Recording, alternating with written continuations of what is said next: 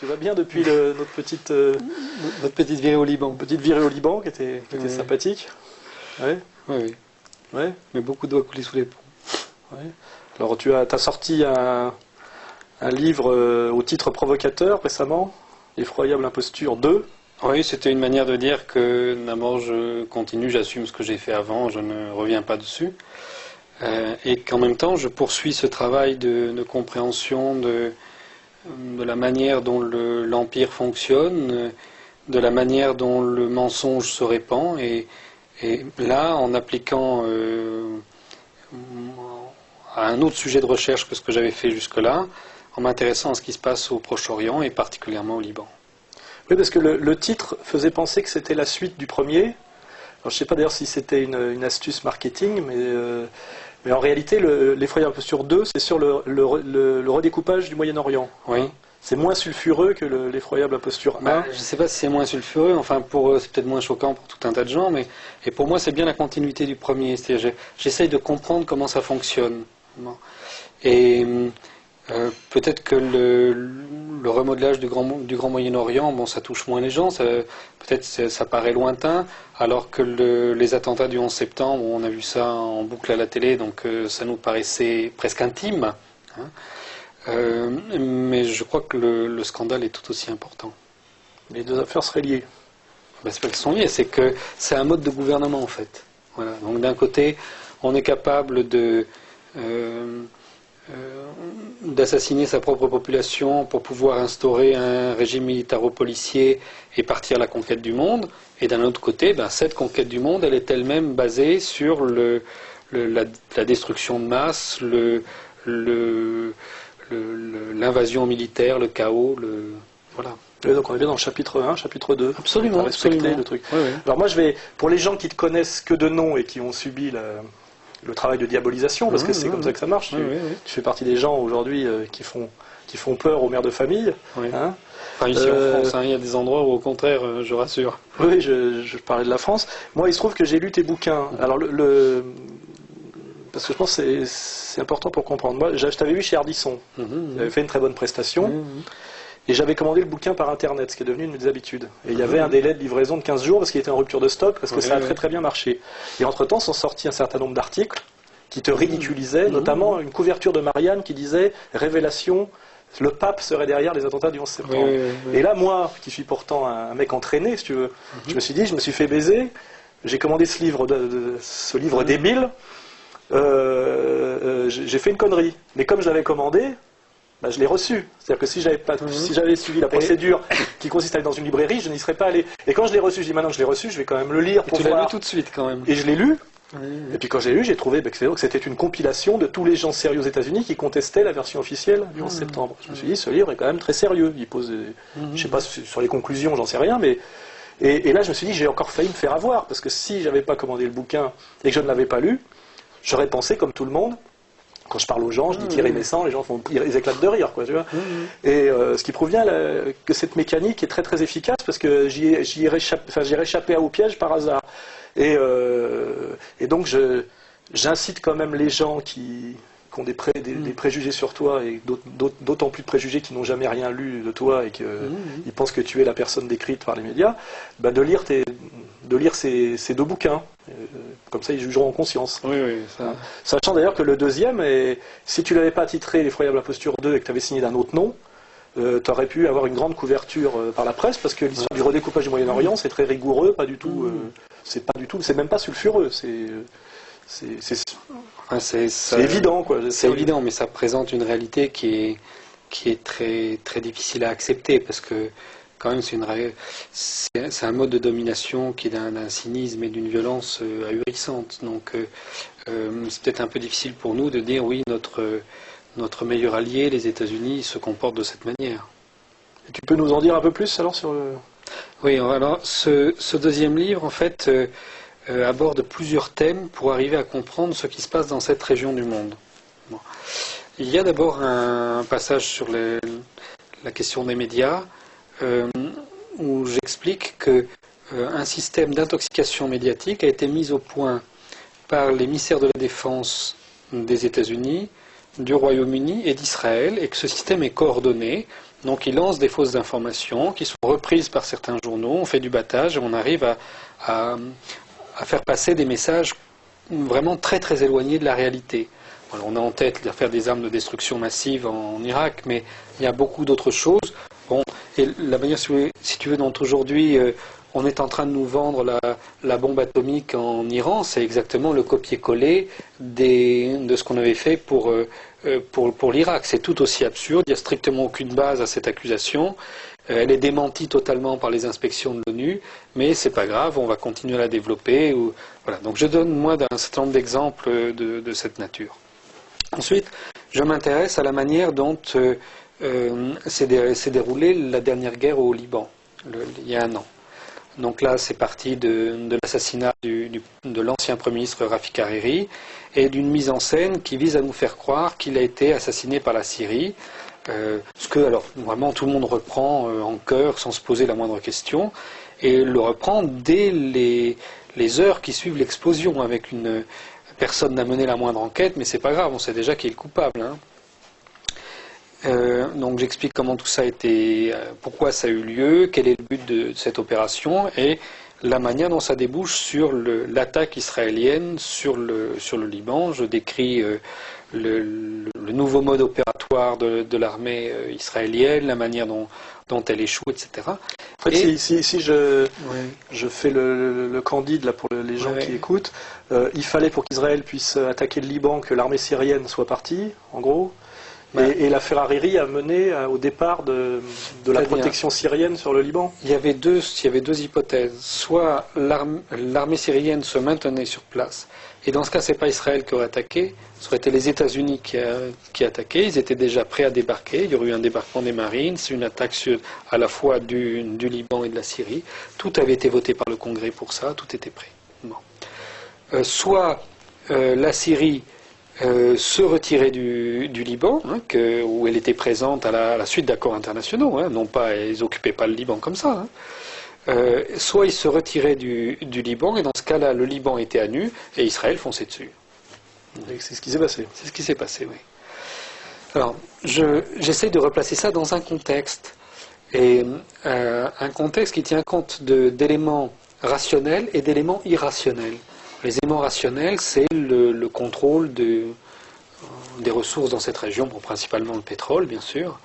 Et là, avec une option qui est de dire, aux États-Unis, ils pensent, et je donne tous les extraits des penseurs sur le sujet, hein, que ce qui compte, c'est le contrôle du sous-sol.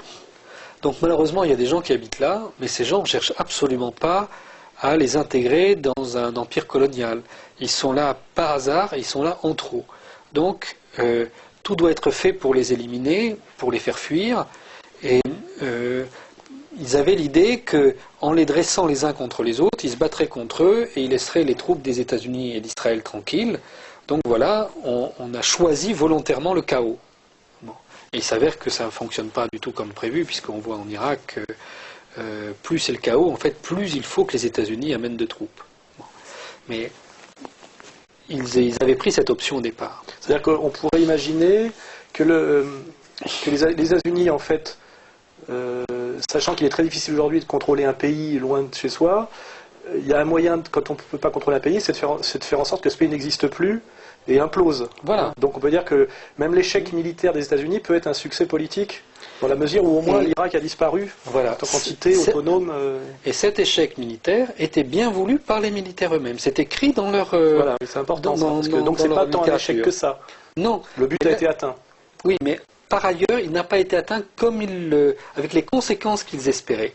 Et ils sont pris au piège des conséquences qu'ils ont provoquées. Voilà. Puisqu'ils pensaient que ça leur permettrait de tenir le pays avec très peu d'hommes. Et ça s'avère faux. Et puis, je dis, il y a des mobiles tout à fait irrationnels dans cette affaire, qui sont les liens particuliers entre Israël et les États-Unis.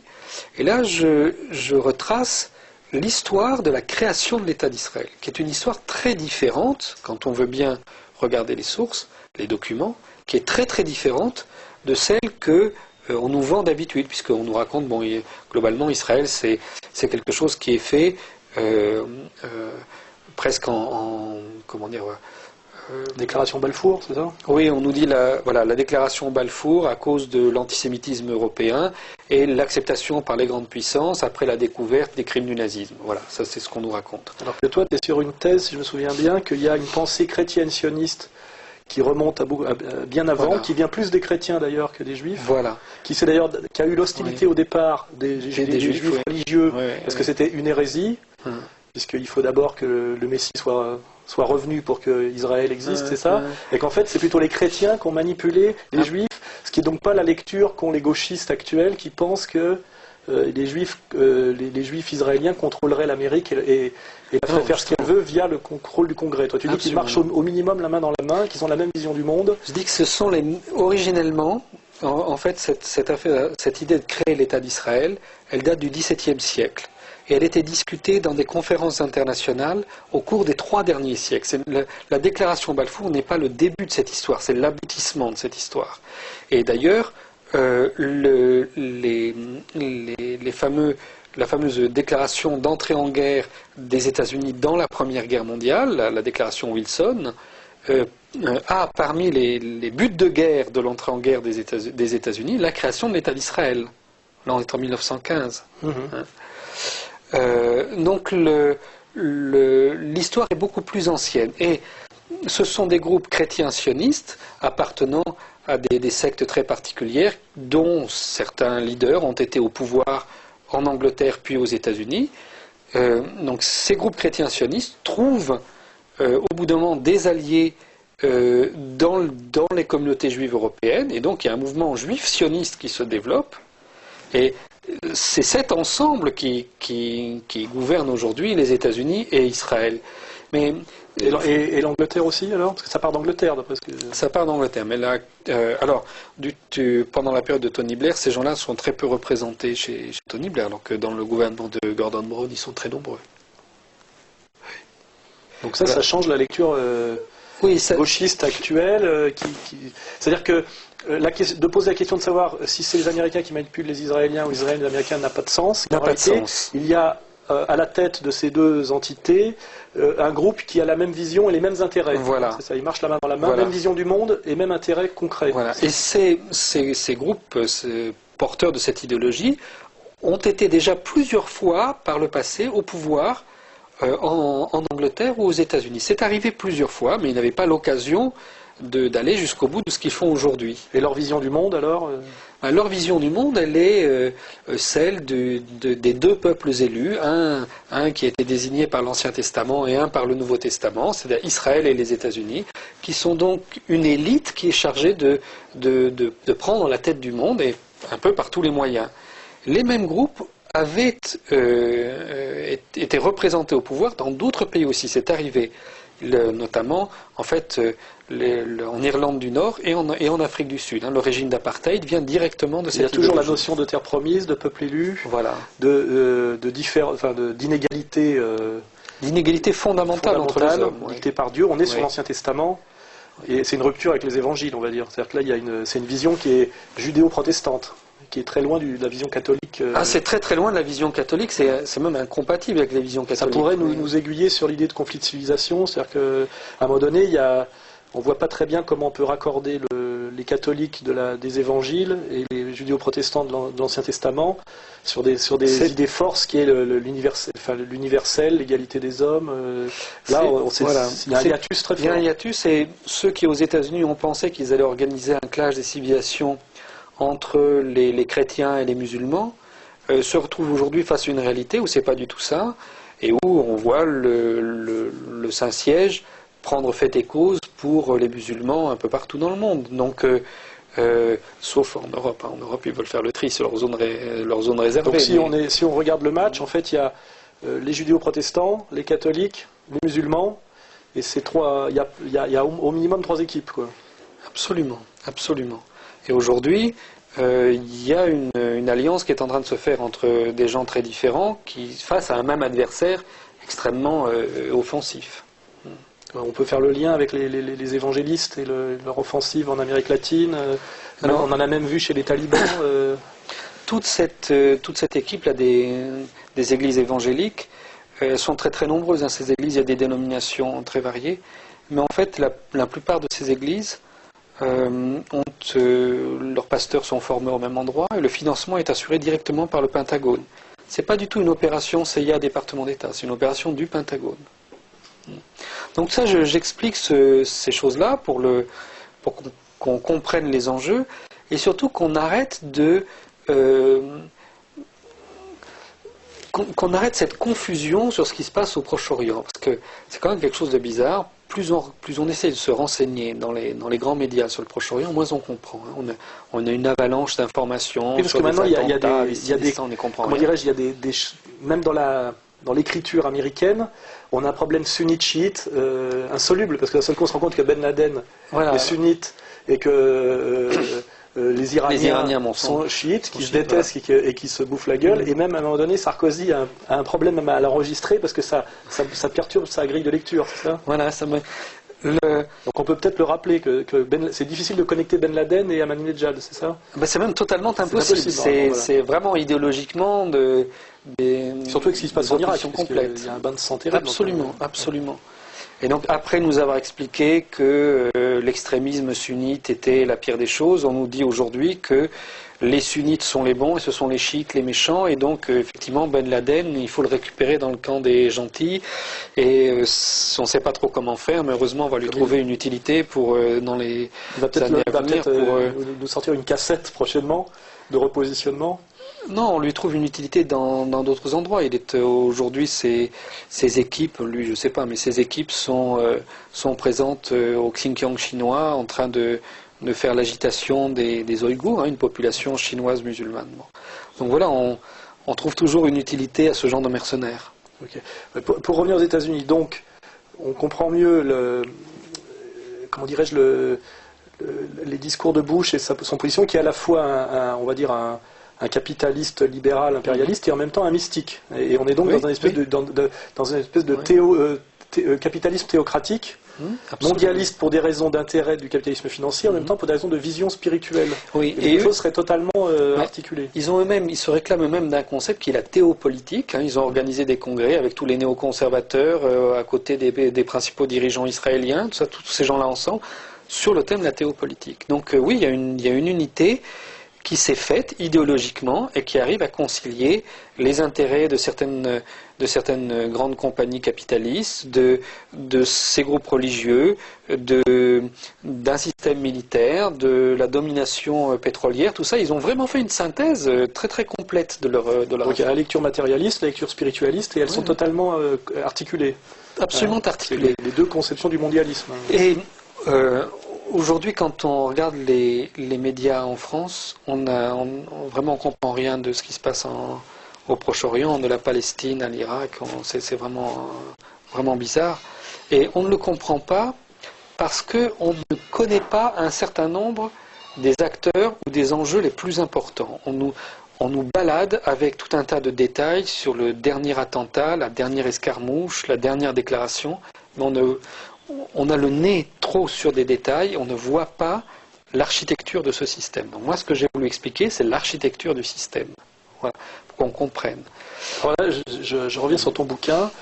J'ai lu, ça m'a paru assez clair, assez cohérent, assez rigoureux. Enfin, je veux dire, c'est fondé, c'est fonctionnel et cohérent.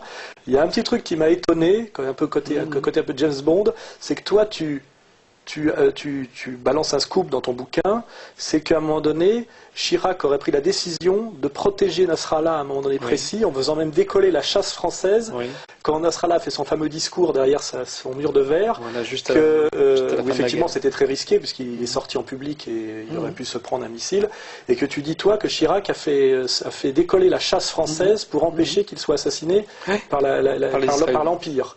Ça me paraît